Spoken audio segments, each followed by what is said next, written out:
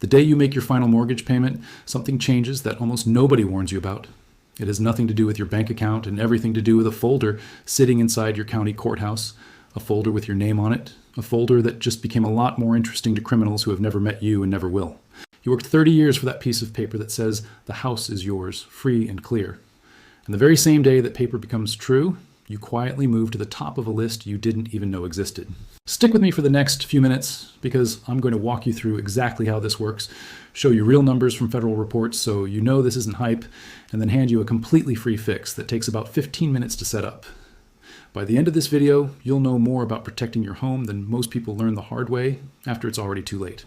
Before we go any further, hit that subscribe button right now because on this channel, Finn Retires, we spend every week digging through the fine print of retirement, the stuff nobody explains to you in plain English, so that you can protect what you built without getting scared into paying for things you don't need.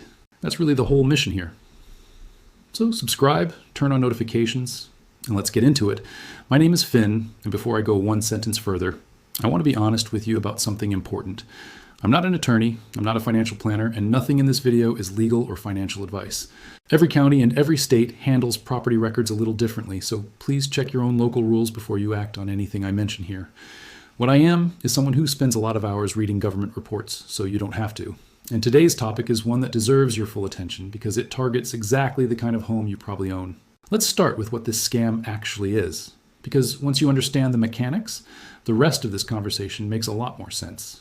It's usually called deed fraud, title fraud, or home title theft. And no matter which name you hear, the trick underneath is basically the same. A criminal gets hold of some of your personal information, your name, your address, maybe a signature they've copied from somewhere public. They use that information to draft a legal document, most often something called a quitclaim deed. And on that document, they forge your signature to make it look like you transferred ownership of your property to them. Then, and this is the part that surprises almost everyone I talk to, they simply walk that document into your county recorder's office or mail it in, and the county files it. Here's why that step works. County recording offices are not detectives. Their job is to accept documents that are filled out correctly and stamp them into the public record. They are not set up to verify that the signature on a deed actually belongs to the real homeowner. So a forged deed, if it looks proper on paper, often gets recorded without a single red flag going up. Once that fraudulent document sits in the public record, the criminal has what they need to try to profit. They might attempt to take out a home equity loan using your house as collateral. They might try to sell the property outright to someone who has no idea anything is wrong. In some cases, they'll even try renting your home out to a tenant who thinks they're dealing with the legitimate owner. All of it is built on top of one forged signature that the county never checked. Now, why does this scam specifically hunt down homes like yours, the ones that are paid off? Put yourself in the criminal's shoes for a second. A home that still has a mortgage on it is a much harder target. There's a lender involved, and that lender has its own recorded interest in the property. They're paying attention to what happens to that asset because their money is tied up in it. But a home with no mortgage looks completely different from the outside. There's no bank monitoring the title.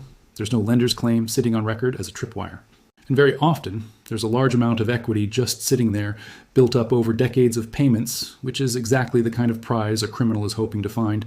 On top of that, these schemes tend to concentrate on properties that look unattended, vacant land, vacation homes, rental properties where the owner doesn't live on site, and homes owned by older Americans who may not be checking public records regularly.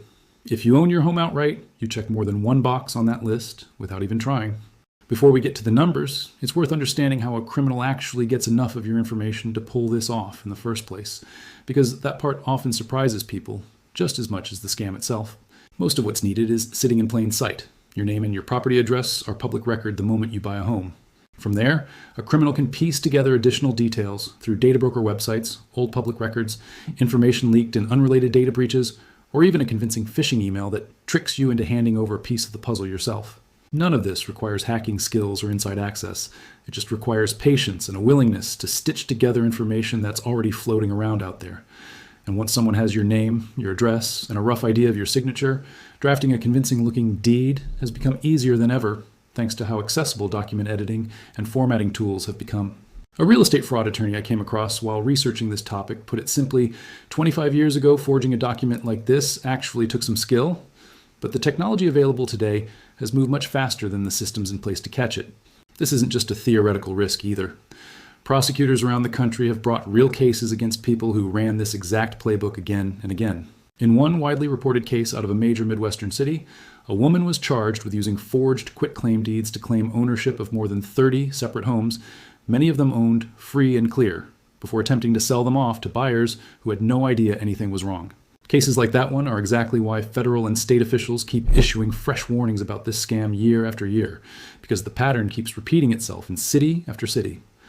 Let's talk numbers for a second, because I don't want you walking away from this video thinking I'm exaggerating just to get views.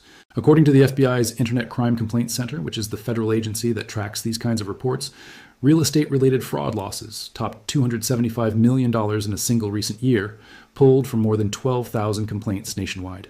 That's a noticeable jump from the year before it, when losses were reported at just over $173 million. And if you zoom out and look at a longer window, federal reporting shows that over a 5-year stretch, more than 58,000 Americans reported combined losses topping $1.3 billion tied to real estate fraud.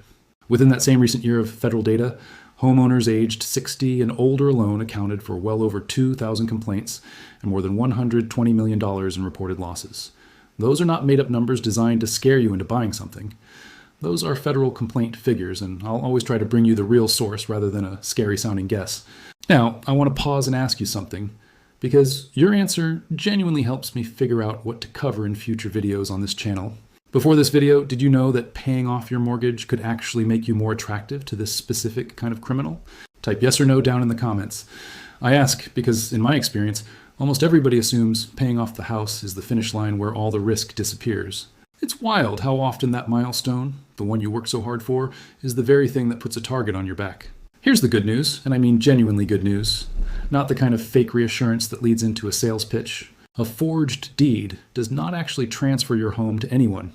Legally speaking, if you never signed that document, it's void from the moment it was created, no matter how official it looks sitting in the county record. The criminal filing that paperwork does not become the true owner of your house, full stop. So the scary version of this story, the one where you come home one day and find strangers changing the locks because a fake document appeared in a database, that's not how it plays out in real life. What can happen, though, is still a serious headache. You can end up with what's called a clouded title, meaning your ownership record now has a fraudulent claim tangled into it that you have to formally clear up. If the criminal managed to take out a loan against your home before anyone caught it, you may have to prove in court or through the county that the loan itself was based on a forgery. All of that takes time, it takes paperwork, and depending on your situation, it can take real money and legal fees to untangle.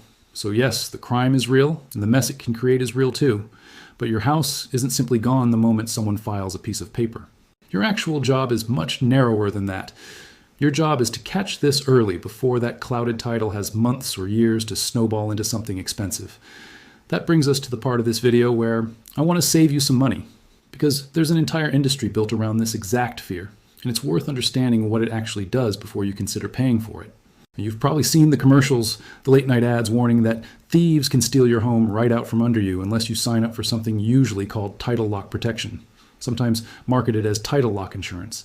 Here's what those ads tend to leave out. Despite the name, these services do not lock anything. It is not legally possible for a private company to prevent a county recorder's office from accepting and filing a document, forged or not. What these companies are actually selling is a monitoring service. They watch the public record tied to your address, and if a new document gets filed against your property, they send you an alert after it has already happened. That's the entire mechanism. It's an after-the-fact notification, nothing more. And this isn't just my opinion. The Federal Trade Commission, which is the government agency responsible for protecting consumers from misleading advertising, put out a public consumer alert specifically calling out these title lock companies. Their message was direct. Title lock insurance is not actual title insurance, and it isn't insurance of any kind. It's a subscription service that monitors your deed and lets you know after your title has already been fraudulently transferred. The agency also pointed out that this kind of advertising tends to lean heavily on fear to sell a monthly subscription for something you can often get from your own county for free. So before you hand over $15, $20, sometimes nearly $25 a month to one of these companies, I want you to understand that the actual protection they're offering, the alert after something gets filed, is very often available to you at no cost whatsoever. If this is opening your eyes a little bit, go ahead and tap that like button right now, because that single action tells this channel to keep making videos exactly like this one, the kind that save you money instead of trying to take it from you. So here's the free step, the one I promised you at the start of this video. It's refreshingly simple. In a large and growing number of counties across the United States, the Recorder's Office, sometimes called the Register of Deeds or the County Clerk depending on where you live, offers a free property fraud alert program. A handful of states, including Arizona, Florida, Illinois, and Utah, actually require every county to provide this kind of notification system to property owners, and plenty of other counties across the rest of the country offer it voluntarily. All you have to do is go to your own county recorder's website, look for a section about fraud alerts or property notifications, and register your address. The process usually takes about 15 minutes from start to finish, and it doesn't cost you a single dollar. Once you're signed up, here's what happens. Anytime somebody files a document against your property, whether that's a deed, a mortgage, a lien, or anything else tied to your address, the county sends you an email or a text almost immediately. That means if a criminal ever does attempt to file a forged deed against your home, you find out within days, not months or years later, when a lender calls asking questions about a loan you never took out. That early warning is the single most valuable and least expensive protection available to you, and functionally, it does the exact same job that those paid monitoring services are charging a monthly fee for. Some states are beginning to require this notification automatically for every homeowner, but I wouldn't wait around for that to reach your county. Go set it up yourself today. While you're already in that mindset of locking things down, there are a few more steps worth taking, and every single one of them is either free or close to it. First, dig up your owner's title insurance policy from when you originally purchased the home, and actually read what it covers, because some policies include protection that can help offset the legal costs of fighting a fraudulent claim if one ever shows up. Second, consider placing a security freeze on your credit reports with the major credit bureaus. This doesn't stop deed fraud directly, but it makes it significantly harder for a criminal to use your identity to open new credit lines or loans in your name, which is often part of the broader playbook these scammers run. Third, make it a habit every few months to search your own property in the county's online records, just to confirm everything still shows your name as the owner and nothing unfamiliar has been filed. None of this requires a subscription. It's mostly free. It takes a little bit of your time and it puts you meaningfully ahead of the people trying to take advantage of homeowners like you. One more thing worth doing, especially if you have a home that sits empty for part of the year, a vacation property, or land you inherited that you don't visit often. Those kinds of properties are consistently the ones that show up most often in reported fraud cases, simply because nobody is checking on them regularly. If that description fits you, consider asking a trusted neighbor to keep an eye on the property and make that quarterly check of your county records a firm habit rather than something you might get around to eventually. It also helps to talk to your adult children or a trusted family member about this scam in general, because if you're ever traveling, in the hospital, or otherwise unavailable for a stretch of time, having someone else who knows to watch for that fraud alert email gives you an extra layer of coverage without costing anyone a dime. Now, let's talk about what to actually do if you ever get one of those alerts, or if you stumble across a fraudulent filing on your own. Speed matters more than almost anything else in this situation. The moment you suspect something is wrong, contact your county recorder's office directly and ask about filing a fraud affidavit, which is the formal way to flag a document as fraudulent in the record. File a police report as well, because that creates an official paper trail that can matter later. And reach out to a real estate attorney who has experience with title disputes specifically, because clearing a fraudulent claim off your record is a process with real legal steps, and having someone who knows that process well can save you months of confusion. The faster you move on all three of these fronts, the smaller and cheaper this problem stays. There's one more myth I want to clear up while we're on the subject, because it trips people up constantly. Some of these paid monitoring companies advertise using scary language, calling this one of the fastest growing crimes in the country and attributing that claim to the FBI. Consumer watchdogs and legal researchers who've looked closely at these ads have found that the FBI has never actually issued a statement like that. And in fact, the agency doesn't even track home title theft as its own separate crime category. It gets folded into a broader bucket called real estate fraud, which also includes things like rental scams and wire transfer fraud during home purchases. That doesn't mean deed fraud isn't real, you've already heard the numbers, but it does mean you should be skeptical of any advertisement that throws around a dramatic statistic without actually naming where that number came from. If a company can't tell you their exact source, that's usually your cue to keep your wallet closed and go check your county's website instead. I want to paint you a quick picture, because once you see it laid out side by side, it really sticks with you. Picture two retired neighbors. Both of them own their homes free and clear. Both of them have spent decades building up equity in that property. The first neighbor never thinks twice about any of this. A criminal manages to file a forged deed against his home and quietly takes out a fraudulent loan using it as collateral. He doesn't find out until months later when confusing paperwork and unexpected calls start showing up out of nowhere. By the time he realizes what happened, untangling the clouded title and disputing that fraudulent loan ends up costing him a serious amount in legal fees, on top of months of stress he never asked for. Now picture the second neighbor. She spent 15 minutes one afternoon signing up for her county's free property fraud alert. Months later, when a suspicious document actually gets filed against her home, she gets an email that same day. She calls the recorder's office, calls an attorney, and shuts the entire thing down before it has any real chance to spread. Same crime, same kind of home, completely different outcome. The only difference between the two of them was one free step taken ahead of time. So let's bring this together into something simple you can actually act on. Understand that paying off your home doesn't remove risk. It can actually increase it, because criminals specifically look for properties without a lender watching over them. Remember that a forged deed is legally void, and you don't simply lose your home the moment one gets filed, but it absolutely can create a real and expensive mess if it goes unnoticed. Skip the monthly title lock subscriptions, because they only offer an after-the-fact alert, and that same alert is very often available to you for free through your own county. Take 15 minutes this week to register for your county's fraud alert program, and while you're at it, freeze your credit and glance at your property record every few months. And if you're ever the one who gets that alert, move quickly, contact the recorder, file a police report, and bring in a real estate attorney right away. I want to be fair with you before we wrap up, because this channel isn't in the business of making you afraid. The honest truth is that the odds of this happening to any single homeowner are still relatively low. This isn't a video meant to send you into a panic. It's meant to hand you a simple, free habit that gives you real protection and genuine peace of mind, instead of a monthly bill for something you likely don't need. Knowing that difference is what keeps both your home and your bank account safe at the same time.